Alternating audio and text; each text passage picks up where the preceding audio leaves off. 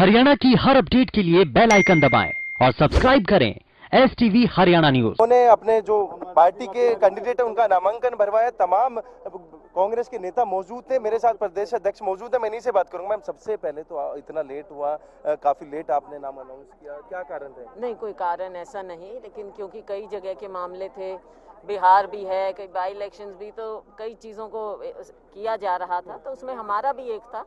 तो कल फैसला हो चुका था वैसे इसका, तो आज सुबह अनाउंसमेंट हो गई, तो कोई विलंब की कोई बात नहीं। मैम, क्या मानते हैं जो अदर पार्टी है, गठजोड़ की सरकार है, उन्हीं का एक कैंडिडेट है, कितना मजबूत मानते हैं? और जो ये अलायंस एक उपचुनाव में है, मजबूती तो इन्होंने अभी दिखा दी ना।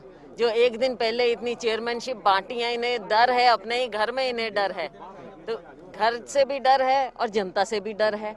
अब देखते हैं, चुनाव जनता तय करेगी और हमें पूरा विश्वास है हमारी जनता पर, हरियाणा की जनता पर और हमारे गोहाना की जनता पर। मैम, कहीं ना कहीं जो लोग हैं वो आपसी फूट बता रहे हैं कांग्रेस में, जो इतना डिले रहा। बड़ौदा के लोगों ने मन बना लिया है कि हमने कांग्रेस का साथ देना है, और यहाँ इस तरह की बातें जो फैलाई जाती हैं ये दूसरी पार्टियों द्वारा फैलाई जाती हैं, क्योंकि उनके पास कुछ कहने को नहीं है। आपने देखा किस बात की, सारे लोग इकट्ठा होकर नामांकन करवा रहे हैं। एक नया नौजवान चेहरा सामने आया है और जनता जिताएगी, कांग्रेस कार्यकर्ता मेहनत करेंगे। आप देखिए, सफलता कांग्रेस की विचारधारा की होगी।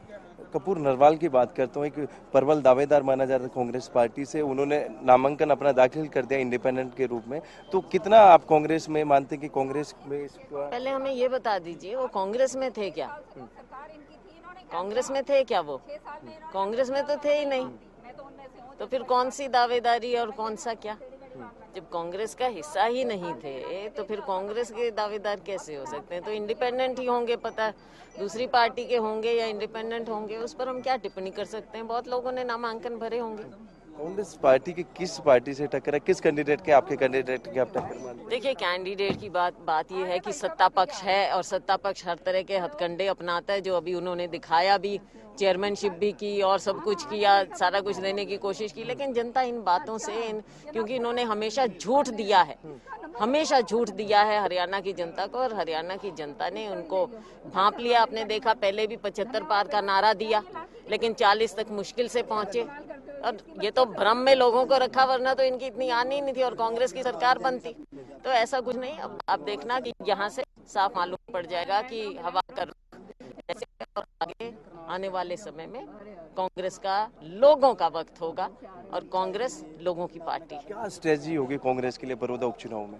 स्ट्रैटेजी यही है कि लोगों के सामने हम जाएंगे, अपनी बात लेकर जाएंगे। भारतीय जनता पार्टी की जो नाकामियां हैं, जो गलतियां हैं और जो झूठ है, उसका पर्दाफाश करेंगे, और जनता इसी इंतजार में है। इन्होंने जो झूठ बोला, कभी विकास की बात करते हैं, कभी कुछ और करते हैं, दिखाने को कुछ है नहीं, तो इसलिए इनके सामने, जब जनता के सामने फेस करने को कुछ है नहीं, तो फिर ये किस मुंह से जाएंगे जनता के पास? आप देख रहे हैं, पिछले समय में भी इनके मंत्री या दूसरे लोग जब जनता में जाते थे, लोगों के बीच में, तो उनको ना सिर्फ काले झंडे, उनके साथ जो लोगों ने उनको खरी खोटी सुनाई और जो बर्ताव हुआ, वो अब पता चल जाएगा चुनाव में।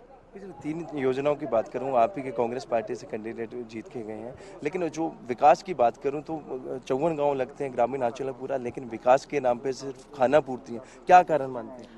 भारतीय जनता पार्टी को इसका जवाब देना पड़ेगा कि 6 साल में आपने क्या कार्य करके दिया है और क्या विकास किया है। ये जवाब तो भारतीय जनता पार्टी से लोग मांगेंगे, हर गली में, मोहल्ले में, हर जगह मांगेंगे, और इन्हें जवाब देना होगा। अब किसानों की बात कर लेते हैं, 3 बिल अभी सरकार के द्वारा पास किए, कितने सहमत, क्योंकि किसान बड़े नाराज हैं और इस चुनाव में उसकी एडवांटेज कांग्रेस को मिली?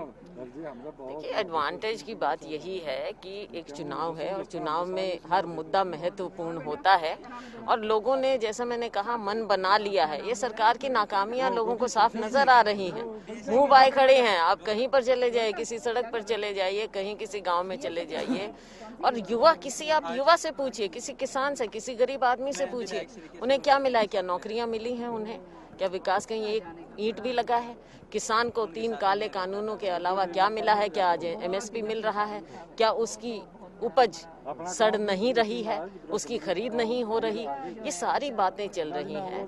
गरीब आदमी को कुछ मिला नहीं, आप किसी को कुछ देने लायक है नहीं, जनता आपको क्यों दे अपना मत? मैम आप एक महिला हैं और हरियाणा न्यूज की टीम लगातार पिछले 10 दिनों से बड़ौदा हल्के के तमाम गांव में ग्राउंड पे गई है, लेकिन सबसे बड़ी जो समस्या है बच्चियों के स्कूल की है, क्योंकि कोई भी स्कूल अपग्रेड नहीं है, ट्रांसपोर्ट सिस्टम नहीं है, क्योंकि बच्चियों को 4-4, 5-5 किलोमीटर दूर पैदल जाना होता है। तो इसके लिए कांग्रेस क्या करेगी यदि कांग्रेस का कैंडिडेट? ऐसा है, इन्होंने तो केवल खोखले नारे दिए हैं, बेटी बचाओ बेटी पढ़ाओ, और हम आपको विश्वास दिलाते हैं कि जो इनके गलत कार्य रहे हैं, जो इनकी कमियां रही है, ये चुनाव एक सही दिशा दिखाएगा और आने वाले वक्त में सरकार कांग्रेस की बनेगी।